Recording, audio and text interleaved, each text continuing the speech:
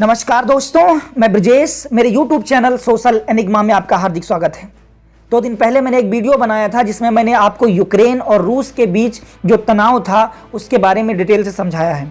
अगर आपने वो वीडियो नहीं देखा तो ज़रूर उसमें जाके देखें, तो आपको रूस और यूक्रेन के बारे में पता लगेगा क्यों वहाँ पर लड़ाई हो रही है। आज हम जानेंगे कि रूस ने तीसरे विश्व युद्ध की एक तरह से घोषणा कर दी है और उसने पूरे यूक्रेन को घेर लिया है। यूक्रेन में रूस की सेना घुस चुकी है, वहाँ के टैंक उतारे जा चुके हैं, वहाँ पर मिसाइलें गिराई जा रही हैं, बम्बार्डमेंट हो रही है। मैं वीडियो यहाँ नहीं दिखा सकता क्योंकि जो यूट्यूब है, यूट्यूब की पॉलिसी के खिलाफ है ऐसे वीडियोज़ को शेयर करना, तो मैं नहीं शेयर कर पा रहा हूँ।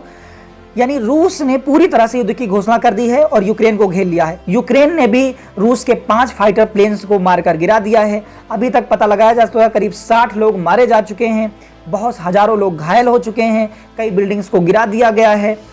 अब यूक्रेन के राष्ट्रपति जिनका नाम है व्लादिमीर जेलेंस्की, उन्होंने भारत से गुहार लगाई है कि वो भारत को रूस से बचाएं। भारत से उन्होंने निवेदन किया है कि वो रूस को समझाएं कि वो भारत पर अटैक ना करें। तो हमें ये जानना है और ये समझना है, क्या भारत को रूस के मामले में इंटरफेयर करना चाहिए? क्या रूस से यूक्रेन को बचाना चाहिए और क्या हम ऐसा कर सकते हैं? इस पर बात करते हैं। आगे बढ़ने से पहले प्लीज़ चैनल को लाइक, शेयर और सब्सक्राइब जरूर कर लें। ज़्यादातर वीडियो लोग देखते हैं लेकिन चैनल को सब्सक्राइब नहीं करते हैं। ये अच्छी बात नहीं, क्योंकि बहुत मेहनत लगती है और मैं चाहता हूँ कि अच्छी से अच्छी जानकारियाँ आप तक पहुँचे। तो शुरू करते हैं। हम जानते हैं कि क्या यूक्रेन की तरफ से भारत को बोलना चाहिए? तो उसके पहले आप जो व्लादिमीर पुतिन है यानी रूस के राष्ट्रपति हैं, उनका एक ट्वीट पढ़िए।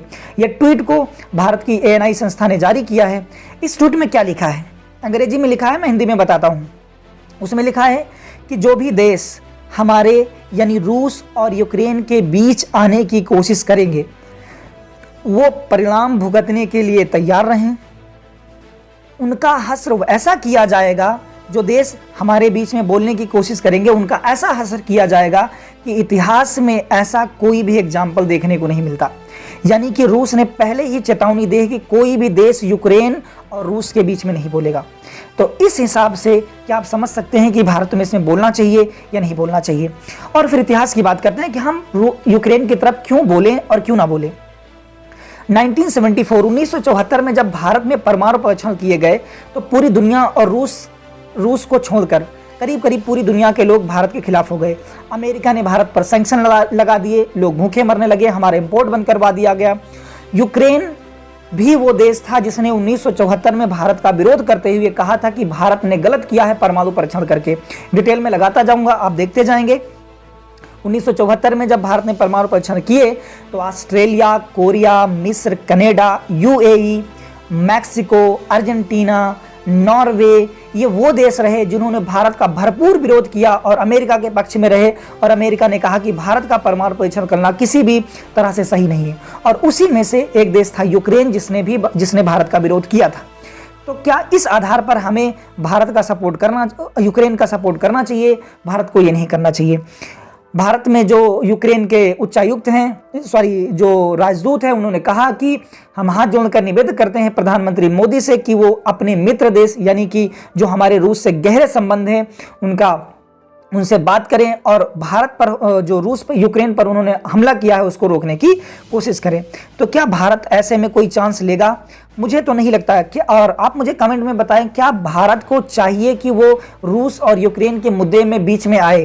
क्योंकि रूस हमेशा ही भारत का हितैषी रहा। 1998 में जब भारत ने मिसाइलों का परीक्षण करना स्टार्ट किया अच्छी तरह से, तो पूरी दुनिया भारत के खिलाफ हो गई। लेकिन रूस ऐसा देश रहा जिसने 1998 में भी भारत का साथ दिया और मिसाइलों की रेंज बढ़ाने में बहुत मदद की थी। इस लड़ाई का मुख्य जरिया है अमेरिका। अमेरिका ने यूक्रेन को समझाया और ये बहलाया कि यूक्रेन आके नाटो में शामिल हो जाए। नाटो में शामिल होने से यूक्रेन को फायदा ये होता कि उसे 30 देशों की पावर मिल जाए। आज अमेरिका की वजह से दुनिया के करीब 20 देश ऐसे हैं जो भुखमरी के कगार पे हैं या गरीबी और भुखमरी जिल्लत में जी रहे हैं।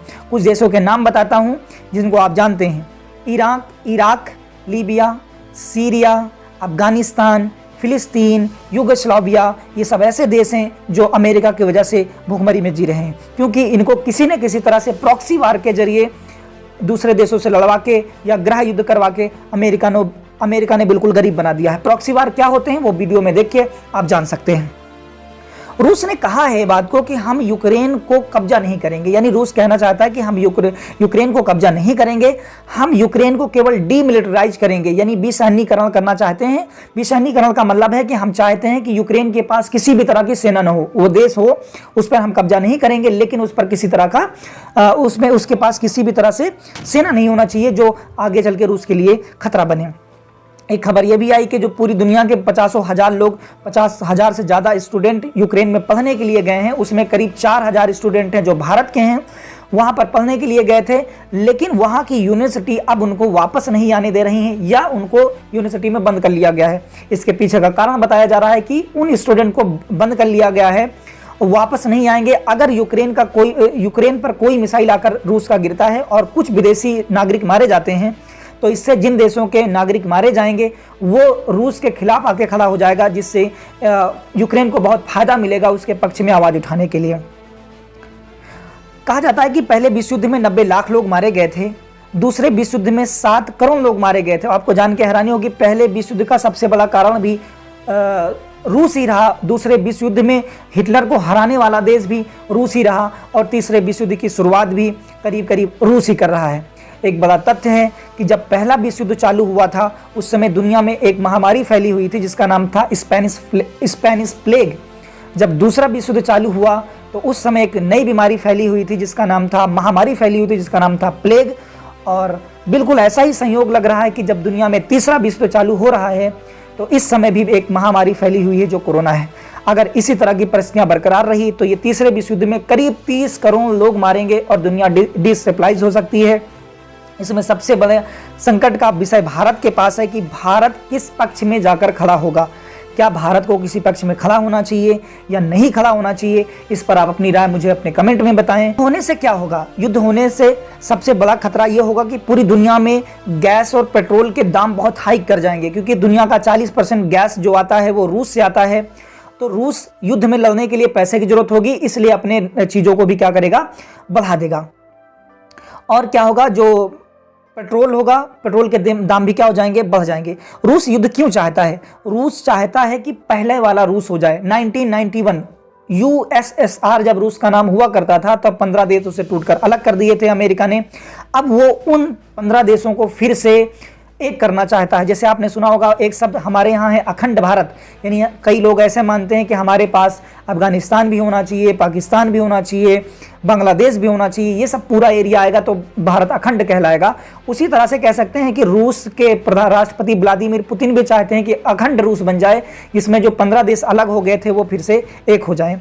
इसमें सबसे हंसने वाली बात है किसके साथ? यूएन के साथ, यूनाइटेड नेशंस, संयुक्त राष्ट्र के साथ। संयुक्त राष्ट्र को 1919 और 20 में स्थापित किया गया था लीग ऑफ नेशंस के नाम से। इसका उद्देश्य रखा गया था कि उसके बाद पहले विश्व युद्ध के बाद कोई विश्व युद्ध ना हो, लेकिन लीग ऑफ नेशंस फेल रही और फिर जाके 1939 से लेकर 1945 तक दूसरा विश्व युद्ध हुआ। इसके बाद संयुक्त राष्ट्र संघ का गठन किया गया और इस गठन में कहा गया 1945 के बाद कि अब तीसरा विश्व युद्ध नहीं होना चाहिए, लेकिन यूनाइटेड नेशन इसमें बिल्कुल भी इन्वॉल्व नहीं दिख रहा है, जिससे लग रहा है कि वो रूस को कोई भी रोकने की कोशिश करेगा। इस समय दुनिया माना जा रहा है इतिहास में जो सबसे कमजोर राष्ट्रपति हुआ है अमेरिका के, वो जो बाइडेन है। उन्होंने साफ साफ हाथ खींच लिया है और यूक्रेन की सेना से बोला है कि आप लड़ाई ना करें, पीछे हट जाएं। तो आप क्या समझते हैं, क्या सोचते हैं पूरे मुद्दे पर? सिर्फ एक ही बात पूछना चाहूँगा, क्या भारत को यूक्रेन की मदद करनी चाहिए या नहीं करनी चाहिए? तो आज की जानकारी आपको कैसी लगी कमेंट में जरूर बताएं।